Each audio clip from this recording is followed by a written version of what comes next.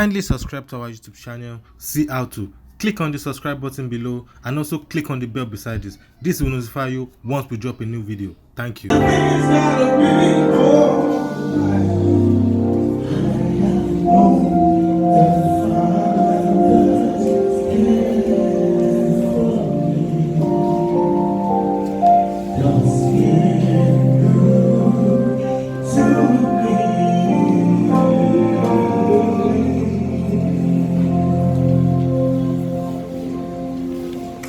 Amen.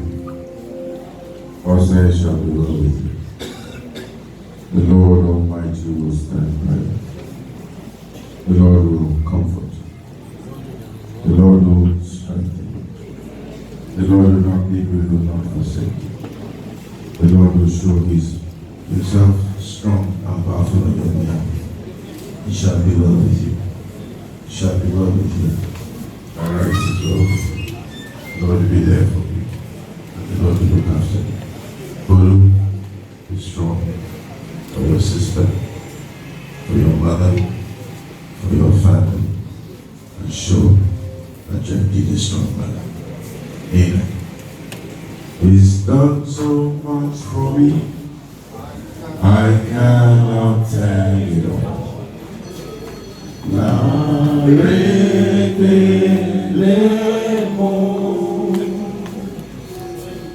If I had 10,000 tongues, it's still enough.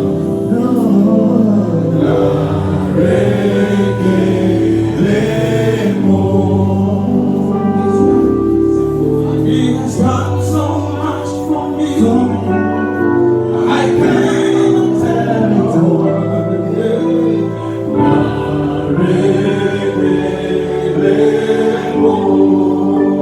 all.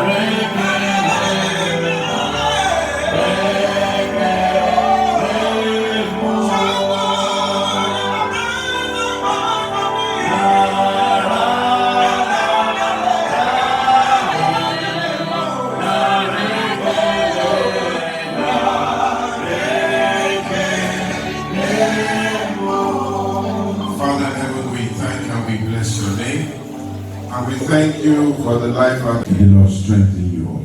May the Lord bless you. And may the Lord use this as a thing for a great testimony for your industry and for Nigeria at large in Jesus' name. My sister, I salute you. Today our quarrel is over. In Jesus' name. Whether I like it or not, it is over in Jesus' name. Ecclesiastes chapter 12, verse 7 to 8. Ecclesiastes chapter 12, verse 7 to 8. And Ecclesiastes chapter 12, verse 13 to 14, very quickly, so that I don't eat too much into the time for the candlelit procession, says, Then shall the dust return to the earth as it was, and the spirit shall return unto God who gave it. Vanity of vanities, saith the preacher, all is vanity. Vanity of vanities, all is vanity. Vanity of vanities, all is vanity. Then Ecclesiastes chapter 12 verse 13 says, Let us hear the conclusion of the whole matter. Fear God, keep his commandments, for this is the whole duty of man. For God shall bring every work into judgment with every secret thought, whether it be good or whether it be evil. Amen.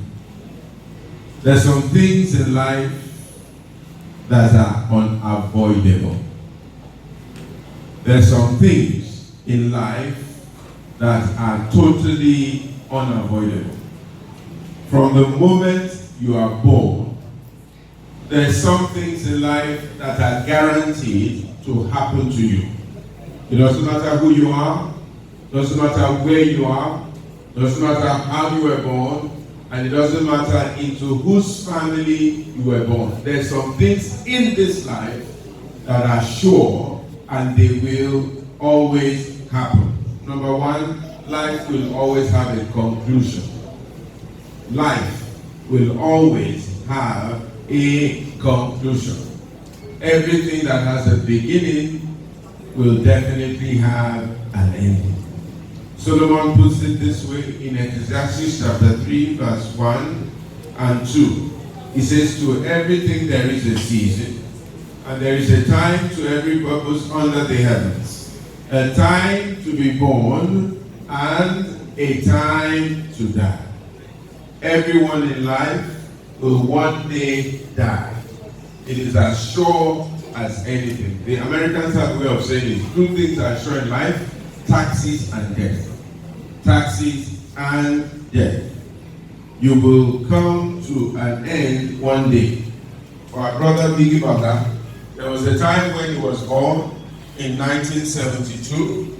It looked like he had eternity in front of him, and in 47 short years, quick like the twinkling of an eye, Biggie Baga's time to die has come.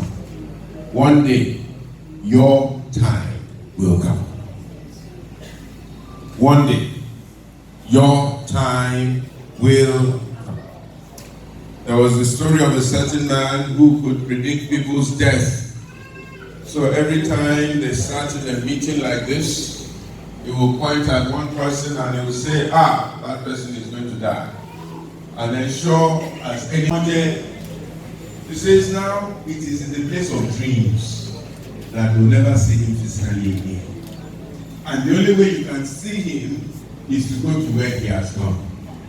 And I do sincerely believe that by his grace and mercy, and if it really is by his grace and mercy, we'll see him in the great by and by. What then do we need to do, ladies and gentlemen? Number one, you have to give your life to Jesus Christ. Whether you like it or not, you have to be born again. You have to give your life to Jesus. The Bible tells us in Ecclesiastes chapter 12, verse 1, remember your Creator in the days of your youth, while the evil days come not, while the years draw not near, when you shall say, I have no pleasure in them. You must remember your Creator in the days of your youth. You have to give your life to Jesus Christ. You have to be born again.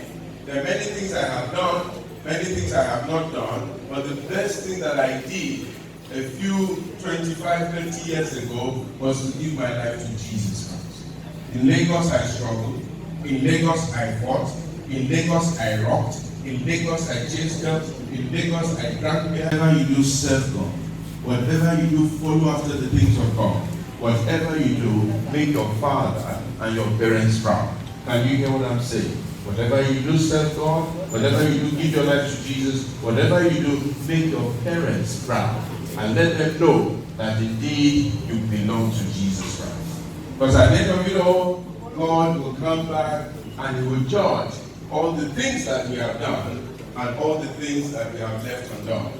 Even my producing brothers, my acting brothers, my brothers of skill and gifting, my brothers that God and sisters that God has blessed with great gifts. Those gifts are supposed to be used to serve God. Those gifts are supposed to be used to glorify His name. Those gifts are supposed to be used to prove that we serve a living God. Because it is God that gave you these skills and these gifts, this popularity and this fame, so that you can bring more people to His kingdom. Whatever you do, give your life to Jesus Christ. Number two, live an honest, simple, and humble life. Live an honest, simple, and humble life. Again, Ecclesiastes chapter 12, verse 8 says, vanity of let there be no more quarrel in this family. Can you hear what I'm saying? Love one another. That is the instruction of God. Because empty you came, empty you go. And you get what I'm saying. So today, let every item of bitterness, anger, avarice, hate, disagreement amongst you, in your family, among your friends, end. And let it be complete like that. You know, I was speaking at a funeral on Saturday in Abuja. And at the funeral of the grandmother of the girl that was getting married, as we were about to lower the woman into the grave, a tall big man stood up and he says he wanted to speak. And I said, okay. I turned to the woman's daughter and he speak. Say, it's her brother. It's her brother. Let him speak. Let's hear what he wants to say. So the guy was crying. He was sobbing. He was crying. He says, auntie me, but I loved you. I loved you, but I fought you to the end. For the past 10 years, they had not spoken. For the past 10 years, they had not seen. This was the same auntie that sent him to